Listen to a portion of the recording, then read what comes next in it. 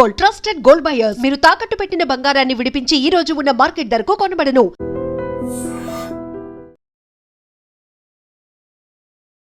నమస్తే, నేను Kavitha. Welcome to I dream news and నిజాలు. కాక్రోచ్ జనతా పార్టీ చేసినటువంటి పోరాటంతో కేంద్ర మంత్రి ధర్మేంద్ర ప్రధాన్ రాజీనామా చేశారు. ఆ తర్వాత సెలబ్రేషన్స్ అనేది సిజేపీ దేశవ్యాప్తంగా చేసుకుంది. అక్కడే కేంద్ర ప్రభుత్వం కూడా హై పవర్డ్ కమిటీని ఏర్పాటు చేసింది. గతంలో ఇన్ఫోసిస్ లో వర్క్ చేసి ఆ తర్వాత దేశవ్యాప్తంగా ఆధార్కి సంబంధించి చాలా కీలకంగా వ్యవహరించినటువంటి నందన్ నీలేకరి ఆధ్వర్యంలో ఇప్పుడు హై పవర్డ్ కమిటీ వ్యవహరించబోతోంది. ఫాస్ట్ ట్రాక్ కోర్టులు, ఆ తర్వాత హై పవర్డ్ కమిటీ, దీంతోనే సరిపోతుందా? నెక్స్ట్ కావాల్సిందేంటి? కేవలం రాజీనామా చేయడం వల్లే సమస్యకు శాశ్వత పరిష్కారం అయితే లభించదు అనే మాట చెప్తున్నప్పటికీ నెక్స్ట్ ఏం చేయాలి? సిజేపీ విజయం సాధించింది అనుకున్నప్పుడు కేంద్ర ప్రభుత్వం ఓడిపోయిందా, తలొగ్గిందా? ఇదే రాజీనామా ముందెందుకు చేయలేకపోయారు? మనతో పాటుగా ఉన్నారు సీనియర్ జర్నలిస్ట్ సురేష్ కొచ్చతిల్ గారు. సార్ నమస్తే.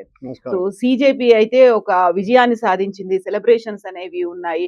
బట్ అక్కడే కేంద్ర ప్రభుత్వం కూడా చెప్తుంది, విదేశాల్లో ఇదే కనుక పరిస్థితి వస్తే వాళ్ళని షూట్ చేసేవాళ్ళు, షూటెడ్ సైట్ ఆర్డర్స్ ఉండేవి అనేది. మేము చాలా ఫ్రీ హ్యాండ్ ఇచ్చాము, వాళ్ళకి కావాల్సినటువంటి పర్మిషన్స్ ఇచ్చాము, ఇవన్నీ చేశాము అనే మాట చెప్తుంది. బట్ రాజీనామాకి సంబంధించి ఎందుకని ఇమ్మీడియట్ గా రెస్పాండ్ అవ్వలేదు కేంద్రం? దానికి కారణాలు ఉన్నాయి. ఇన్ఫ్యాక్ట్ మనం న్యూస్ చూస్తే ఇవాళ గిరిరాజ్ సింగ్ చెప్పారు, union minister, that Dharmendra Pradhan already రాజీనామా చేయడానికి రెడీగా ఉన్నారు. అండ్ ఇప్పుడు లేటెస్ట్ డిమాండ్ ఏంటంటే సిజేపీది రాజీనామా చేసిన ధర్మేంద్ర ప్రధాన్ ఓబీసీ, కానీ తీసుకొచ్చిన ప్రహ్లాద్ జోషి ఏమో బ్రాహ్మిన్. ఎందుకు తీసుకొచ్చారు బ్రాహ్మిన్ని? మీరు ఒక ఎడ్యుకేషన్ వాళ్ళకి ఇప్పుడు తెలిసిపోయింది, ధర్మేంద్ర ప్రధాన్ బాగుంటే ఆయనే తీసుకురమ్మంటారు ఇప్పుడు కావాలంటే. ఎనీవే, ధర్మేంద్ర ప్రధాన్ రాజీనామాతోని మనం కంపారిజన్ కర్ణాటకలో చూడాలి. మధు బంగారప్ప ఎడ్యుకేషన్ మినిస్టర్, అక్కడ లీక్ అయింది, 4 పేపర్ లీక్ అయింది. లీక్ అయినప్పుడు నిన్న డీకే శివకుమార్ స్టేట్మెంట్ ఏమి ఇచ్చారంటే, మంత్రి గారు ఎందుకు రాజీనామా చేయాలి? పేపర్ లీక్ అయితే అది ఇండివిజువల్ ఒఫీషియల్స్ వాళ్ళ మీద చర్యలు ఉండాలి. ఇన్ఫ్యాక్ట్ ఇప్పుడు దాకా జరిగిన లీక్ అంతా పోనీయండి, ఇక్కడి నుంచి లీక్ అయితే డిస్ట్రిక్ట్ కలెక్టర్స్ రెస్పాన్సిబుల్ ఉంటారంట. ఆలోచించండి. ఒక సైడు ఇదే కాంగ్రెస్ పార్టీ ధర్మేంద్ర ప్రధాన్ రాజీనామా చేయాలి చెప్పి ధర్నా చేశారు, అది చేశారు, ఇది చేశారు ప్రధానమంత్రి ఇంటి ముందు.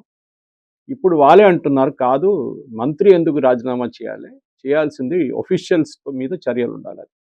ఎనివే ధర్మేంద్ర ప్రధాన్ రాజీనామా చేశారు. ఆయన రేపు ఐ వోంట్ బి సర్ప్రైజ్ ఆయన, ఎందుకంటే is a master strategist.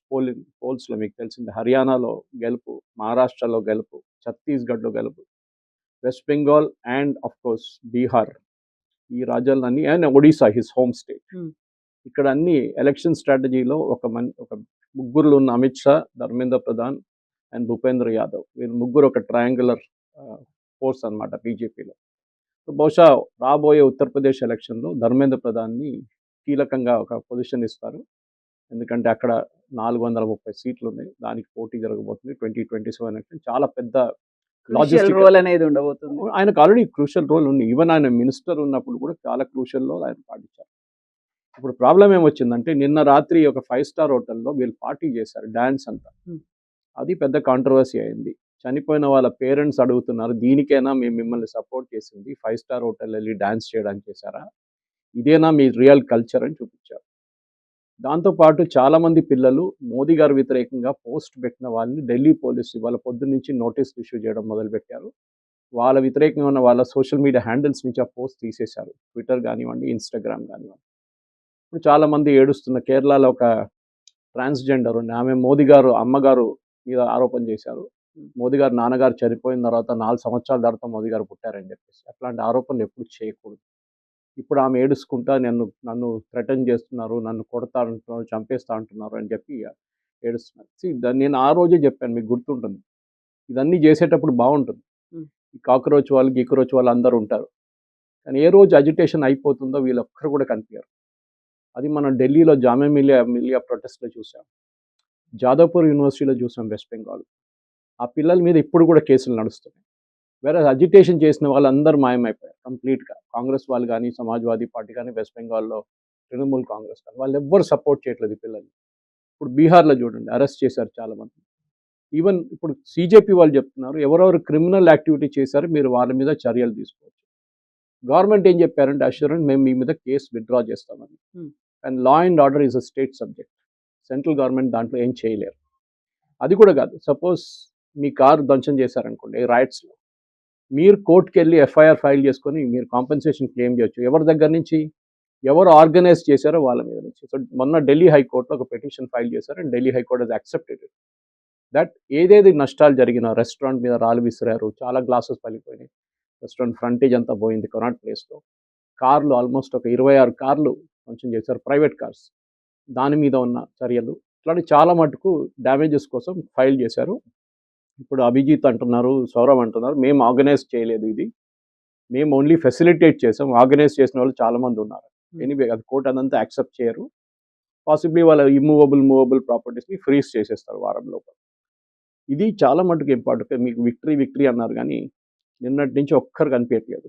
Abhijit అంటే దీప్కే మేము రెస్ట్ తీసుకుంటాము, ఇప్పటిదాకా మేము సాధించాము, 2 నెలలుగా ఫ్యామిలీలకి దూరంగా ఉన్నాం కాబట్టి ఇప్పుడు మేము పడుకుంటాము, ఫ్యామిలీతో కాస్త గడుపుతాము, మిగతా విషయాలకి టైం ఉంది అనే మాట. 5 స్టార్ హోటల్లో డాన్స్ చేయడం ఫ్యామిలీతో టైం గడపడం. ఎనీవే పంజాబ్ మినిస్టర్ గురించి రాజీనామా అడిగితే అభిజిత్ దీప్కే అంటున్నారు, my opposition is towards Modi, నేను వ్యతిరేకించేది మోదీని, సో తర్వాత చూద్దాం ఇదంతా అంటున్నా. సో వాళ్ళ గేమ్ బయటికి పడ్డది ఈజీగా, ఎందుకంటే 2 రోజులు అయిపోయింది ఇదంతా గేమ్ అంతా. ఇప్పుడు వాళ్ళు కర్ణాటకలో మధు బంగారప్ప ఎవరని చెప్పి ఆనంద రంగనాథన్ గారి పేరుతో చెప్పేదాకా ఆమ్ ఆద్మీ పార్టీ వాళ్ళకి అక్కడ ఉన్న ఎడ్యుకేషన్ మినిస్టర్ పేరే తెలియదు. ఆలోచించండి. అంటే ఆమ్ ఆద్మీ పార్టీ ఎందుకంటే is officially said yesterday Abhijit Dipke that I'm an Aam Aadmi party man, నేను అరవింద్ కేజ్రీవాల్ గారితోనే ఉంటాను ఎప్పుడు, నాకు పార్టీ నుంచి ఇప్పుడు దాకా నేను రాజీనామా చేయలేదని చెప్పి చాలా క్లియర్గా చెప్పారు.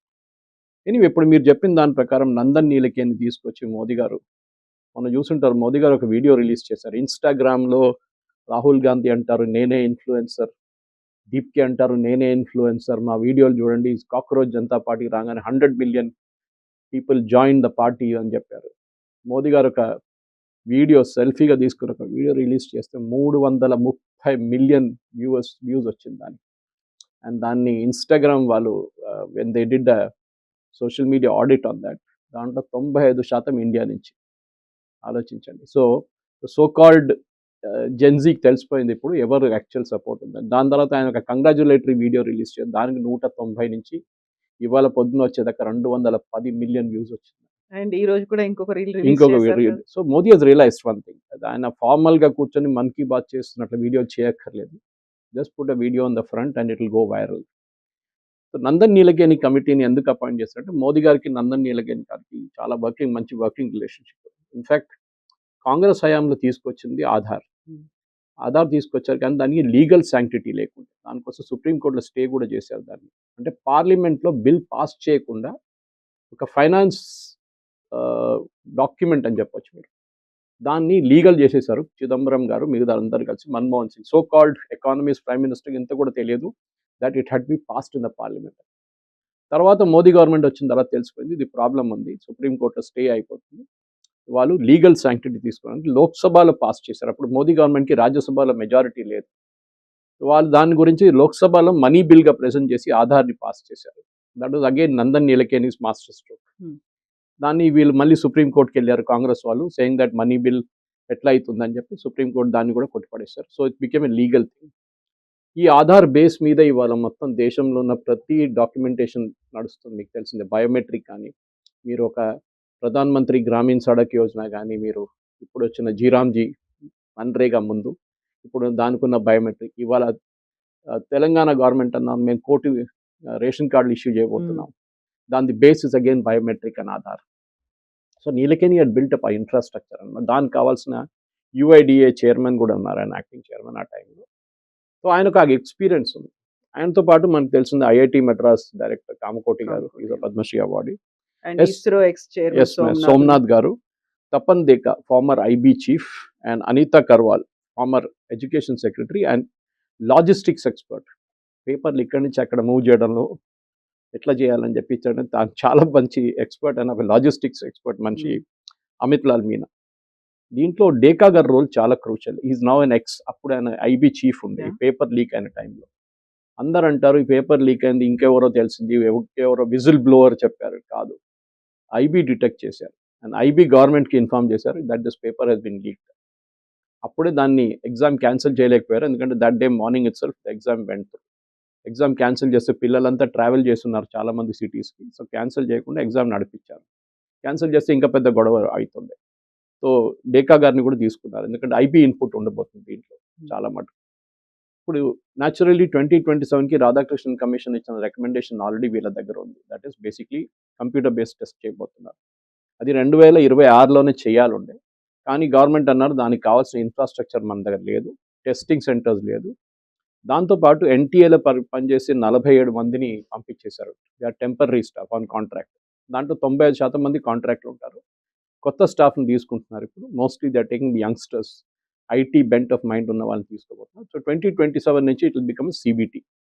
దానికి కావాల్సిన ప్రాసెస్, దానికి కావాల్సిన డిజిటల్ లాకింగ్, దానికి కావాల్సిన digital security and post exam దానికి కావాల్సిన ఎక్కడ వాల్ట్ ఎక్కడ పెడతారు, ఎక్కడ తీసుకెళ్లి పేపర్లన్నీ ఉంచుతారు, ఎందుకంటే ఇస్ నాట్ ఫిజికల్ పేపర్స్ కదా, ఇదంతా ఓఎంఆర్ షీట్స్ లాగా ఉంటుంది, కానీ it will B computer based test అనమాట. మీరు in fact you can declare the result in about 1 hour's time, 2 hours time ఈజీగా, 1 days వెయిట్ చేయక్కర్లేదు ఐఐటి లాగా. సో ఐఐటి ఎగ్జామ్ ఎక్స్పర్ట్ ఉన్న కామకోటి గారు అన్నారు దాంట్లో, అండ్ నిన్న మాట్లాడుతూ కూడా ఆయన అదే అన్నారు, ఇట్ ఇస్ పాసిబుల్, అంత పెద్ద రాకెట్ సైన్స్ కాదు ఇది, మనం చేయొచ్చు, మేము అది ఆల్రెడీ ఒక రెప్లికబుల్ మోడల్ మన దగ్గర ఉంది జేఈ లాంటిది, దాన్ని ఇంప్లిమెంట్ చేస్తే అయిపోతుంది. ఇక్కడ అన్నిటికంటే పెద్ద ప్రాబ్లం ఏంటంటే కవిత గారు, మన దేశంలో మీరు సెంట్రల్ గవర్నమెంట్ ఒక చట్టం తీసుకొస్తున్నారు, ఇవాళ పార్లమెంట్లో ఇంట్రడ్యూస్ చేస్తున్నారు ఎగ్జామ్ లీకేజ్ గురించి, కానీ education is a concurrent subject. So మీరు చట్టం తీసుకొచ్చు కానీ కర్ణాటక ఫర్ ఎగ్జాంపుల్ రేపు ఇంప్లిమెంట్ చేయరు కూడా వాళ్ళు, they will say we will not accept. చూడండి ఇప్పుడు జరగబోతుంది అది. ఇదే రాహుల్ గాంధీ, ఇదే సిద్ధరామయ్య వెళ్ళి ఢిల్లీలో అజిటేషన్ చేశారు, కానీ రేపు ఈ లా పాస్ అయితే వీళ్ళంటారు ఇది బీజేపీ వాళ్ళు తీసుకొచ్చిన చట్టం, మేము దీన్ని అంగీకరించము, ఓన్లీ సెంట్రల్ గవర్నమెంట్ ఎగ్జామ్స్కే ఇది ఇప్పుడు అప్లికబుల్ ఉంటుంది. So it defeats the very purpose. కానీ బీజేపీ రూల్ స్టేట్స్లో పాసిబ్లీ మోదీ గారు ప్రెషర్ పెట్టి బీజేపీ ముఖ్యమంత్రులతోని ఇదే లా అక్కడ పాస్ చేపిస్తారు. సో ఇట్ బికమ్ అక్కడ కూడా ఒక చట్టం అయిపోతుంది. ఓకే, సో అది బహుశా జరగవచ్చు, ఎందుకంటే కన్కరెంట్ సబ్జెక్ట్స్లో చాలా మటుకు స్టేట్ గవర్నమెంట్ సెంట్రల్ గవర్నమెంట్ నడిపెట్టుకోండి. ఫర్ ఎగ్జాంపుల్ మీకు CBSE 12th class paper leak అయింది అనుకోండి, who is responsible? Central government. 10th class Telangana subject, తెలంగాణలో జరిగే 10th class board exam paper leak అయింది, ఎవరు responsible? Naturally state government responsible. దీంట్లో మనం చూసాం మన బీఆర్ఎస్ హయాంలో 4 సార్లు పేపర్ లీక్ అయింది, దాంట్లో once it was really confirm leak అయిందని. అప్పుడు కేటీఆర్ గారిని అడిగారు మీడియా, మీరు ఎవరిని యాక్షన్ తీసుకుంటారంటే, నేనెందుకు యాక్షన్ తీసుకోవాలి, గుజరాత్లో 13 సార్లు లీక్ అయింది కదా అంటున్నారు. అంటే మీరు ఇంకొకరిని కోట్ చేస్తారు, వాళ్ళు ఇంకొకరిని కోట్ చేస్తారు, కాంగ్రెస్ హయాంలో 26 సార్లు లీక్ అయింది కదా, నేనెందుకు రాజీనామా చేయాలని చెప్పి ధర్మేంద్ర ప్రధాన్ అడుగుతూ అయిపోతుండే. Same logic he used. So రాజీనామాలతోని ఈ ప్రాబ్లమ్ సార్ట్ అవుట్ కాదు, కావాల్సింది మనకి ఏంటంటే చాలా ఎయిర్ టైట్ అనే టెక్నికల్ బేస్డ్, దానికోసం మోదీ గారు చాలా క్లియర్గా చెప్పారు, టెక్నాలజీ బేస్డ్ ఉండాలి ఇప్పటి నుంచి, it should not be like paper based test. ఎప్పటి నుంచో మన పేపర్ బేస్డ్ ఏ రోజు అవుతుందో ఆ రోజు 100% దెల్ బి లీకేజ్, మీరు ఎంత ప్రయత్నించినా కానీ. ఓకే, బికాజ్ ఒక హ్యూమన్ టెండెన్సీ ఉంటుంది, అది మనం చిన్నప్పటి నుంచి చూస్తున్నాం. మేము 10th క్లాస్లో ఉన్నప్పుడు కూడా, మేము 12thలో ఉన్నప్పుడు కూడా మన నారాయణగూడలో వెళ్ళి ఎవరో రాత్రి అయినారు పేపర్ దొరుకుతుందంటే అక్కడ వెళ్ళాం, సైకిల్ వేసుకొని వెళ్ళాం, పేపర్ దొరుకుతుందో లేదో చూద్దామని చెప్పి, లాస్ట్ దొరకలేదు, ఏం లేదు, ఇంటికి వచ్చేసాం బాబు. సో ఆ టెండెన్సీ ఉంటుంది పేపర్ అంటే దీనికి అన్నిటికంటే పెద్ద ఒక చట్టం తీసుకురాబోతుంది మోదీ గవర్నమెంట్, కోచింగ్ సెంటర్స్ వ్యతిరేకంగా. ఇది ఐ థింక్ కోటా లాంటి ప్లేసో లేకుంటే లాతూర్లో ఇప్పుడు జరిగిన లీకేజ్ లాతూర్ నుంచి మొదలైంది మహారాష్ట్రలో, అక్కడ ఉన్న కోచింగ్ సెంటర్స్ కానీ మన దగ్గర ఉన్న ఈ కార్పొరేట్ కాలేజెస్ మీద కూడా చాలా పెద్ద ఒక రెస్ట్రిక్షన్ రాబోతుంది. బహుశా సెంట్రల్ గవర్నమెంట్ ఒక చట్టం కూడా తీసుకొస్తారు ఇప్పుడు, మినిమం 60% మీకు మార్క్స్ లేకుంటే you cannot qualify for NEET are JEE. దాంతో ఏమైపోతుంది, బట్ మీరు లాస్ట్ ఇయర్ అనలైజ్ చేస్తే లాస్ట్ ఇయర్లో ఐ థింక్ 62% మందికి అబౌవ్ 60% వచ్చింది 12th క్లాస్. సో అంటే మిగతా 38%, okay, that they are out straight away, even if ఆ జేఈలో క్వాలిఫై చేశారో లేకుంటే నీట్లో క్వాలిఫై చేశారంటే. ఆ కట్ ఆఫ్ ఎందుకంటే వీళ్ళు ఈ కార్పొరేట్ కాలేజెస్లో ఇంటర్మీడియట్ మీద ఎంఫసిస్ పెట్టారు. వాళ్ళు ఏమంటారు, మీరు దీని మీదే కాన్సన్ట్రేట్ చేయండి, జేఈ నీట్ మీద మిమ్మల్ని చదువు చెప్తాం, మేము ఇంటర్మీడియట్ మీద పాస్ అయిపోతే కూడా చాలు అని చెప్పి. That is a wrong way. దీనికన్నా ముందు మనకు తెలిసిందే తమిళనాడులో పెద్ద స్కామ్ ఉండే దీని మీద. తమిళనాడులో ఇప్పుడు కూడా నిన్న కూడా అజిటేషన్ చేస్తున్నారు, నీట్ ఎగ్జామ్ క్యాన్సిల్ చేయాలని చెప్పి. ఒకటే స్టేట్ డిమాండ్ చేస్తున్నారు, ఇది కన్సిస్టెంట్గా మీరు చూసుంటారు. ఎందుకంటే తమిళనాడులో ఉన్న అన్ని medical colleges 95% medical colleges politicians own చేస్తారు, డిఎంకే లేకుంటే ఏఐడిఎంకే లేకుంటే కాంగ్రెస్. వీళ్ళు ముగ్గురులోని మోస్ట్లీ డిఎంకే ఏఐడిఎంకేనండి. ఓకే, వీళ్ళే నడిపిస్తారనమాట మొత్తం. సో ఈ కాలేజెస్లో సీట్లు అమ్ముకుంటుండేవి అప్పుడు ఆ టైంలో ₹1,00,00,000, ఇప్పుడు 5 కోట్లైనా పోతుంది. సో దానికోసం వాళ్ళకి నీట్ వద్దు, ఎందుకంటే ఇంటర్మీడియట్ మార్క్స్తో నడిపించుకోవచ్చు, ఏ మార్క్ వచ్చినా కానీ మీకు అడ్మిషన్ ఇవ్వాల్సిందే అనమాట. ఇది మెయిన్ మన దగ్గర జరిగే ఒక ప్రాబ్లం. కానీ ఈ ఇప్పుడు తీసుకురాబోతున్న చేంజెస్ మనకు తెలియదు, ఈ కమిటీకి ఎంత టైం ఇస్తారో. బహుశా 6 నెలలు ఉండొచ్చు మ్యాక్స్, ఎందుకంటే నెక్స్ట్ 2027 ప్రిపరేషన్స్ ఇప్పుడే స్టార్ట్ చేయాల్సి వస్తుంది అనమాట. ఎస్, మార్పులు చాలా రావాలి, కానీ again my main doubt is state governments ఏం చేస్తారో.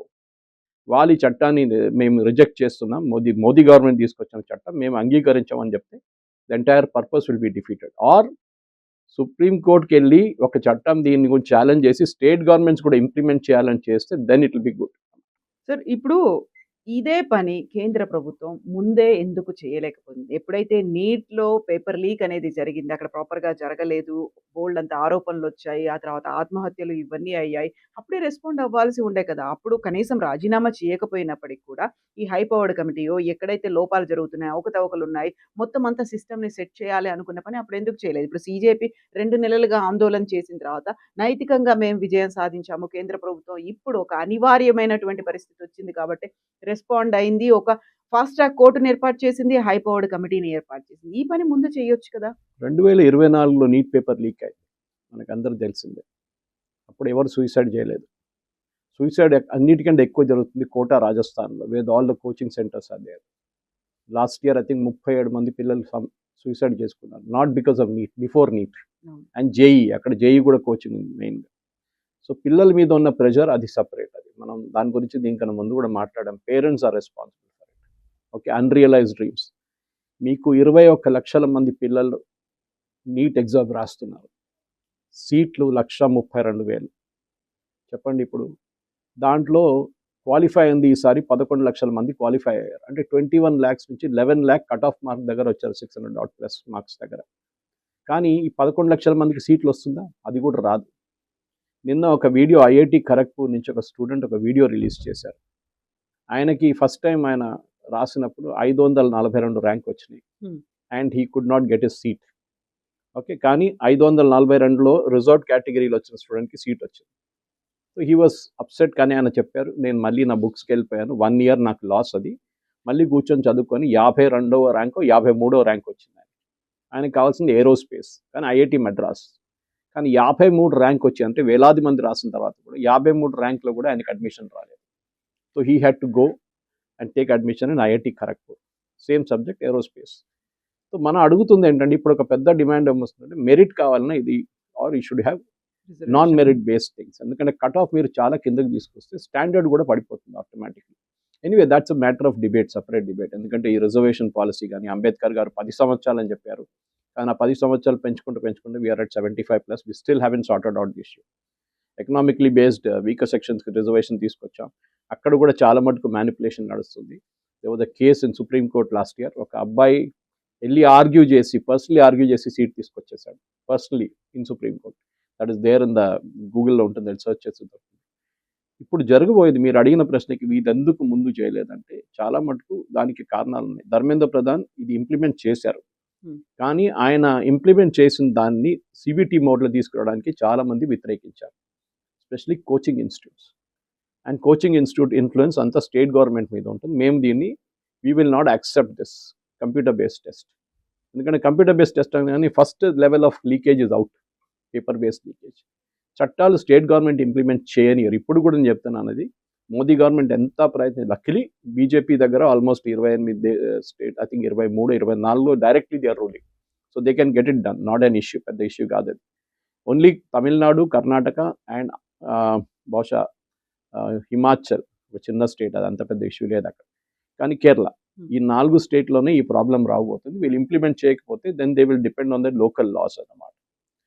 కానీ పిల్లలకి మనం కావాల్సింది, కవిత గారు, మనకు తెలిసిందే, పిల్లలు మన దేశంలో ఇప్పుడు ఎగ్జాంపుల్ ఇచ్చాను, ఐఐటి కూడా అంతే, 17 లక్షల మంది రాస్తారు, seats are very less. I am 1% success, 1 to 2%.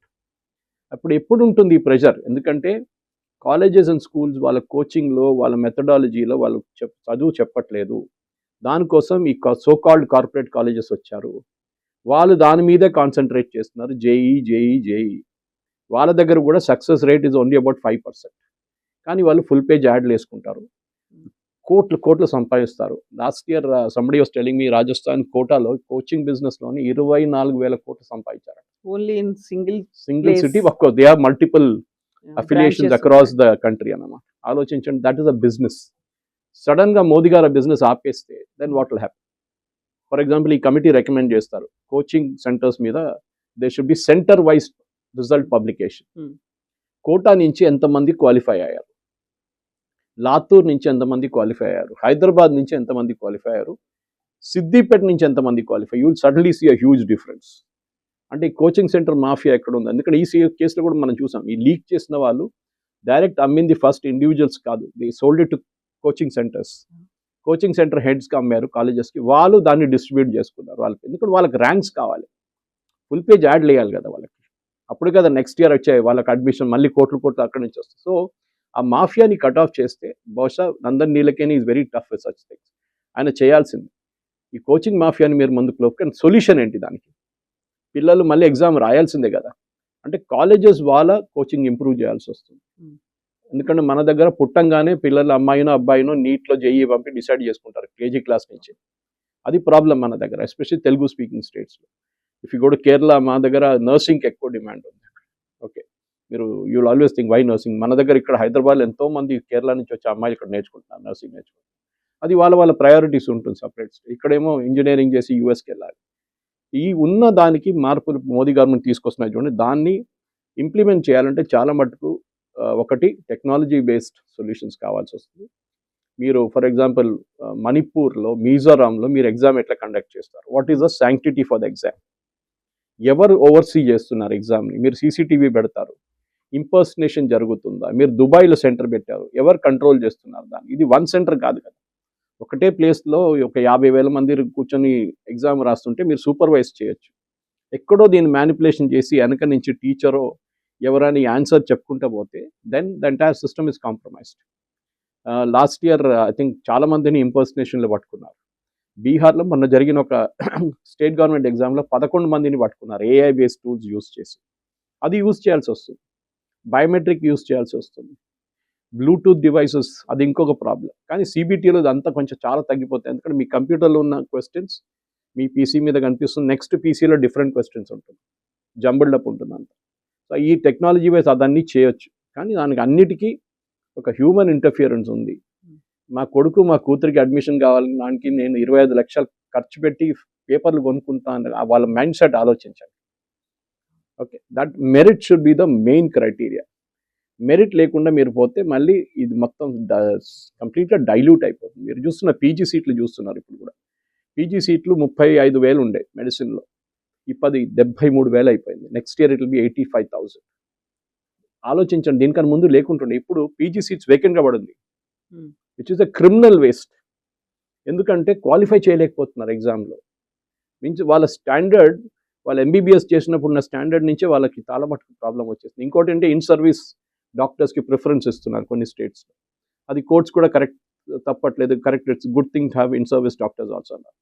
ఇదన్నీ ఈ సిస్టమ్ మన దగ్గర ఇప్పుడున్న కవిత గారు, మన దగ్గర ఉన్న రేషియో ఏంటంటే 1:1,000 డాక్టర్స్ ఉన్నారు మన దగ్గర, which is WHO standard. WHO set చేసిన స్టాండర్డ్ అంటే 1:1,000 ఉంటే ఇట్స్ ఎ గ్రేట్ థింగ్. కానీ మన దగ్గర కొన్ని స్టేట్స్లో 1:452 కూడా ఉన్నారు, కేరళ అండ్ తమిళనాడు, అక్కడ డాక్టర్లు ఎక్కువ. ప్రాబ్లం ఏంటంటే ఈవెన్ అమంగ్ డాక్టర్స్ కూడా మనం ఓన్లీ టెస్ట్ గురించి ఆలోచిస్తున్నాం. కానీ టెస్ట్ పాస్ అయ్యి 5.5 సంవత్సరాలు, 5 years and then half a year of internship అంతా హౌస్ సర్జన్సీ చేసిన తర్వాత వీళ్ళు బయటకు వచ్చి వీళ్ళకి వచ్చే జీతం 25,000 రూపాయలు, 15 నుంచి 25,000 రూపాయలు. ఒక ఆర్డినరీ ఏం చెప్తారు డేటా ఎంట్రీ ఆపరేటర్కి దానికన్నా ఎక్కువ వస్తుంది. ఇది ప్రాబ్లం అన్నమాట. దెన్ ఎంబీబీఎస్ ఎప్పుడు పట్టించుకోరు. So you have to do PG. పీజీలోనే మళ్ళీ వస్తుంది, ఒక్కొక్క స్పెషలైజేషన్లో మీరు చూస్తారు, ఒక్కొక్క హాస్పిటల్లో ఇక్కడ ఉన్న డిఎన్బి కోర్సెస్ కోసం ఒక్క సీట్ ఉంటుంది, పల్మనాలజీ 1 seat, ఆర్థోపెడిక్స్ 2 seats. మీరు ఎట్లా కాంపీట్ చేస్తారు చెప్పండి? The problem is that. రెండవది ఫ్యాకల్టీ రిక్వైర్మెంట్. మీరు పెంచుకుంటూ పోతే ఫ్యాకల్టీ ఎక్కడి నుంచి ఉంటారు? ఎస్పెషలీ మెడిసిన్లో it's a big problem faculty. మీరు అన్ని ఇన్స్టిట్యూట్లు ఐఐటీ లెవెల్కి రారు, జేఈలో చూస్తే కూడా, ఇంజనీరింగ్లో కూడా కొన్ని ఇన్స్టిట్యూట్స్ ఉంటే they will not even qualify for that standard. ఇదన్నీ మనకు ప్రాబ్లం వస్తుంది అన్నమాట. చాలా మటుకు ఇన్స్టిట్యూట్స్ని లాస్ట్ 5 సంవత్సరాల్లో అప్గ్రేడ్ చేశారు. ఈ అప్గ్రేడ్ చేసిన ఇన్స్టిట్యూట్లు ఇప్పుడు కూడా పేరెంట్ ఇన్స్టిట్యూట్తో కంపేర్ చేస్తే ఎక్కడ లేరు. అది ప్రాబ్లం. సో టాప్ 5 అంటారు ఐఐటీలు ఎప్పుడు కూడా. ఖరగ్పూర్ కానీ, కాన్పూర్ కానీ, ఢిల్లీ కానీ, బాంబే కానీ, మెడ్రాస్. మిగతా కొత్త ఐఐటీలు అంటే వాళ్ళు ఇప్పుడు వద్దు, మాకు తర్వాత చూసుకుందాం, ఇది ఫస్ట్ 5 మాకు ఇది కావాలి admission. That is where the problem is come. కానీ ఇట్స్ గుడ్ మూవ్. ఎందుకంటే దీని తర్వాత ఈ స్ట్రక్చరల్ చేంజెస్ ఎన్టీఏలో తీసుకురావాల్సిందంటే, ఎన్టీఏ ఇది ఒక్కటే ఎగ్జామ్ కాదు వాళ్ళు కండక్ట్ చేసి, చాలా ఎగ్జామ్స్ కండక్ట్ చేస్తారు, జస్ట్ లైక్ యూపీఎస్సీ. సో ఆ స్ట్రక్చరల్ చేంజెస్ కూడా ఎన్టీఏలో ఏం తీసుకొస్తారు చూడాల్సింది. గవర్నమెంట్ మార్పులు అనేది it's a constant process. Charles Darwin చెప్పినట్లు అడాప్షన్ ఇస్ బిగ్గెస్ట్ ఫార్మ్. మీరు అడాప్ట్ చేయకపోతే యూ విల్ డై. ఎవల్యూషన్ లో పార్ట్ అది. It's a part of it. మీరు 30 సంవత్సరాల ముందు చూసిన ఎగ్జామ్ కాదు ఇప్పుడు ఉన్నది. 30 సంవత్సరాల ముందు మన దగ్గర ఎంట్రన్స్ ఎగ్జామ్ లేకుండే. We are going purely on based on marks. దాని తర్వాత మార్పులు వచ్చాయి. మన దగ్గర ఎంసెట్ ఉండే. ఇప్పుడు ఎంసెట్లో ఇంజనీరింగ్ వెళ్ళిపోయింది, సారీ మెడిసిన్ వెళ్ళిపోయింది, ఇంజనీరింగ్ మిగిలిపోయింది. సో దాని ఇంపార్టెన్స్ తగ్గిపోయింది. కాలేజెస్ ఇప్పుడు ఎంసెట్ గురించి అసలు మాట్లాడలేదు. So this is where the entire process is coming అన్నమాట. మనం ఎవల్యూషన్ చేస్తూనే ఉండాలి. సరే మీరు ముందు ఎందుకు చేయలేదంటే, that is a political decision. రాజీనామా చేయలేదో వచ్చేసి ఇప్పుడు ఆయన చేసిన తర్వాత కూడా ఏమైనా అవుతుంది? Nothing will happen. ఓకే, ఎందుకంటే డికే శివకుమార్ గారు చెప్తున్నారు, minister is not responsible, it is the bureaucrats who are responsible అంటున్నారు. పంజాబ్లో అయితే లీక్ అయింది కానీ నేను యాక్సెప్ట్ చేయను అంటున్నాడు మంత్రి. సో డిఫరెంట్ స్టేట్స్లో మీరు ఆల్రెడీ చూస్తున్నారు డిఫరెంట్ లెవెల్స్ ఆఫ్ అప్రోచ్. మనకు స్టాండర్డైజ్ అప్రోచ్ తీసుకురావాల్సింది. మంత్రులు రాజీనామా చేయక, లాల్ బహదూర్ శాస్త్రి గారు రైల్వే యాక్సిడెంట్ జరిగిన తర్వాత రాజీనామా చేశారు, కానీ ఆయన రాజీనామా చేసిన తర్వాత కూడా చాలా యాక్సిడెంట్ జరిగింది. సిస్టమ్ సెటప్ చేయాలి. లాస్ట్ 2-3 సంవత్సరాలు మీరు చూస్తే we didn't have any major rail accident. ఎందుకు? We brought in Kavach, anti collision device తీసుకొచ్చాం. అది చేయాలి మనం. అది కాకుండా మంత్రి రాజీనామా చేయాలంటే ఇవాళ అశ్విని వైష్ణవ్, రేపు ఇంకొకరు వస్తారు, ప్రహ్లాద్ జోషి గారు వచ్చారు, మళ్ళీ ఏదైనా లీక్ అయితే ప్రహ్లాద్ జోషి గారు రాజీనామా చేస్తారు. దాంతో ప్రాబ్లం ఆగిపోదు. ఆ ఫ్రేమ్ వర్క్ ఉండాలి మన దగ్గర. ఆ ఫ్రేమ్ వర్క్ కోసమే వీళ్ళని తీసుకొచ్చారు మోదీ గారు. చూడాల్సింది వీళ్ళు ఏం రికమెండేషన్స్ ఇస్తారో. ఇంప్లిమెంటేషన్స్ ఎలా ఉంటాయి? నేషనల్ ఎడ్యుకేషన్ పాలసీ అనేది తీసుకొచ్చిన తర్వాత స్కిల్ డెవలప్మెంట్ కోసమో, నాలెడ్జ్ అనేది ఎలా డెవలప్ అవ్వాలి, వీటన్నిటి కోసం రికమెండేషన్స్ ఉన్నాయి. వాటిని ఎన్ని స్టేట్స్ ఫాలో అవుతున్నాయి? దీని మీద ఒక ఈ విజిలెన్స్ అనేది ఏదో ఉందా, మానిటరింగ్ ఉందా, అది ఇంప్లిమెంట్ అవుతుందా లేదా, ఎవరు చూస్తారు? ఈ ప్రాబ్లం ఏంటంటే మనలాగానే there are 2 other countries same problem ఉన్నది. సేమ్ ప్రాబ్లం కాదు, సేమ్ ఎగ్జామ్ ప్రెషర్ ఉన్నది. ఒకటి చైనా అని ఒకటి జపాన్. వాళ్ళకు కూడా ఒక నేషనల్ ఎంట్రన్స్ ఎగ్జామ్ ఉంది. చాలా పెద్ద, చైనాలో 1 నెల ముందు జరిగింది అది. కంప్లీట్ చైనా షట్ డౌన్ చేశారు ఆ రోజు. వాళ్ళు ఓన్లీ వాళ్ళ పిల్లలకి వెళ్ళడానికి ఉన్న ట్రాన్స్పోర్ట్ ఒకటే ఇచ్చారు. పేరెంట్స్ వాళ్ళు కూర్చోడానికి కొన్ని హోటల్స్లో అకామిడేషన్ ఇచ్చారు, పక్కన ఉన్న హోటల్స్లో. చాలా చేశారు వాళ్ళు అట్లాంటివి. మీరు ఇదే టెన్షన్ మీరు యూరోప్లో చూడరు. You don't see it in US. ఎందుకంటే వాళ్ళ దగ్గర ఉన్న most of the top level colleges అన్నీ ఒకటే స్టాండర్డ్లో ఉంటుంది. మన దగ్గర ఐఐటీస్ ఉంది, ఎన్ఐటి ఉంది, బిట్స్ పిల్లాని ఉంది, దాని తర్వాత అంతా కచరా. ఈ కచరాతోనే ప్రాబ్లం అవుతుంది మనకి. ఇది మన దగ్గర హైదరాబాద్ చుట్టుపక్కల 180 కాలేజీలు ఎంత ఉందో అంటారు, ఇప్పుడు 90 పనిచేస్తుంది అంటున్నారు. రియంబర్స్మెంట్ రాకుండా చాలా బంద్ అయిపోయింది అంటున్నారు. ప్రాబ్లం ఏంటంటే ఈ కాలేజెస్ని మీరు పైకి తీసుకొస్తేనే మీరు కాంపిటీషన్ పెట్టచ్చు. ఎందుకు ఐఐటి మెస్రా ఒక టైంలో బిఎస్ వాళ్ళు అప్గ్రేడ్ చేసి ఐఐటి ఎట్లా చేశారు దాన్ని, బిహెచ్. ఇట్లాంటి చాలా కాలేజ్ని అప్గ్రేడ్ చేయొచ్చు మీరు, కానీ ఆ స్టాండర్డ్కి రాలేదు. అప్పుడేమైతుంది, నెంబర్ ఆఫ్ సీట్స్ పెరిగిపోతుంది. 132 నుంచి రేపు 5 లక్షలు అయితే chances of qualifying is more. కానీ ఇప్పుడు మీరు యూఎస్ చూస్తే అదే వాళ్ళ advantage. They have all good colleges. వాళ్ళ దగ్గర కూడా సబ్ స్టాండర్డ్ ఉంది, కానీ మన దగ్గర ఏంటి, 90% is sub standard, 10% is IIT. దీన్ని మనం we have to bring it up. రెండోది, మన దగ్గర మీరు చెప్పినట్లు స్కిల్ ఎడ్యుకేషన్ అనేది లేదు. ఇప్పుడు కూడా మనకు కావాల్సింది ఐటీఐలు. చాలా ఐఐటీలు అయిపోయినాయి, చాలా. ఇంకా ఇట్స్ గెటింగ్ డైల్యూటెడ్ స్టాండర్డ్స్. ఐటీఐలు తీసుకురండి, ఐటీఐని అప్గ్రేడ్ చేయండి. That is very important. Technical education, ఎందుకంటే మన అందరికీ మన ప్రాబ్లం ఏంటంటే, ఒక ఎలక్ట్రీషియన్ కావాలంటే ఎలక్ట్రీషియన్ పని నేను చేయను, నాకు ల్యాప్టాప్ కావాలి, నాకు చిన్న చూపు తక్కువ ఉంటుంది. నేను నేను నా పెళ్లి అయినప్పుడు రేపు ఏం చెప్పుకుంటే ఎలక్ట్రీషియన్ చెప్తే నాకు అమ్మాయి ఇవ్వరు నాకు. ఇది వాళ్ళ లాజిక్ అన్నమాట. పేరెంట్స్ కూడా అంతే, నేను అబ్బాయి ఐటీ చేశాడు, ఏం చేశాడు ఐటీ తర్వాత అడగకండి. దిస్ ఇస్ ఆ లెవెల్లో. ఎందుకంటే ఇప్పుడు ఒక టెక్నీషియన్, ఒక ఎలక్ట్రీషియన్ కానీ, కార్పెంటర్ కానీ నాకు మీకన్నా ఎక్కువ సంపాదిస్తారు. వాళ్ళు రియలీ వర్క్ హార్డ్ అనమాట, ఏసీ మెకానిక్స్ కానీ. కానీ దానికి మన దగ్గర దర్ ఇస్ హిస్టారిక్లీ ఒక లో లెవెల్ జాబ్గా చూసుకుంటారు దాన్ని. జిహెచ్ఎంసీలో పనిచేస్తున్న మన డీసీలో ఒక రిపోర్ట్ వచ్చింది టైమ్స్లో కూడా, వాళ్ళకి జీతం 65,000 రూపాయలు అంట. ఇది అండ్ ఐ రియలీ అప్రిషియేట్. కష్టపడి పనిచేస్తారు రోడ్డు మీద పొద్దున్న సాయంత్రం దాకా. 65,000 ఇవ్వండి, నో ప్రాబ్లం. అదే టైంలో జిహెచ్ఎంసీలో డేటా ఆపరేటర్ చేస్తున్న, అది కూడా temporary posting, okay, contract job, వాడికి 35,000 జీతం. ఆలోచించండి. So we have got our priorities totally screwed, completely skewed అయిపోయింది మన ప్రయారిటీస్. దాన్ని మార్చాలి ఇప్పుడు. దానికి మనకు కావాల్సింది ఏంటంటే టెక్నికల్ ఎడ్యుకేషన్ ఇంప్రూవ్ చేయాలి. ఓకే, ఓ పాత ఫియట్ కార్ వేసుకొని ఐటీఎల్ నేర్పించడం కాదు. ఫియట్ కార్ పోయింది ఇప్పుడు. Now you come to the age of EV. మీరు పిల్లల్ని ఆ ట్రైనింగ్ ఇవ్వండి అని చెప్తున్నాను. ఎంతో they will be lakhs and lakhs of jobs ఈ ఈవీ ఫీల్డ్లో రాబోతుంది. కానీ are we ready for it? లేదు. మన దగ్గర మ్యాన్ పవర్ లేరు. అది పెద్ద మీరు ఏ కంపెనీ దగ్గర అడగండి, వాళ్ళంటారు మా దగ్గర man power, train man power లేరు, మేము తీసుకొని ట్రైన్ చేయాల్సి వస్తుంది వాళ్ళు. That is first correct. I think దీని తర్వాత మోదీ గవర్నమెంట్ చేయాల్సింది అది. ప్రధానమంత్రి కౌశల్ యోజన ఎందుకు ఫ్లాప్ అయిందంటే this is because of this reason. State గవర్నమెంట్కి అప్పగించారు, state governments don't take it seriously. వాళ్ళు ఫండింగ్ ఆపేశారు, ఫండింగ్తో అన్నీ ఆగిపోయింది. ఇక్కడే అక్కడ పెద్ద మార్పులు. Because once you're sorted out JEE is only 1,32,000 Kavitha గారు. మన పాపులేషన్ అంతా, మన యంగ్స్టర్స్ పాపులేషన్ అంతా. మనకు కావాల్సిన base is 99% is this below the radar. వాళ్ళ టెక్నికల్ ఎడ్యుకేషన్ మనం పెంచుకోవాలి. Of course there is commerce stream ఉంది, మైక్రోబయాలజీ స్ట్రీమ్ ఉంది, ఫార్మా స్ట్రీమ్ ఉంది. They are people going into that also. చాలా పెద్ద డిమాండ్ ఉంది pharma field actually. Thank you so thank you very much.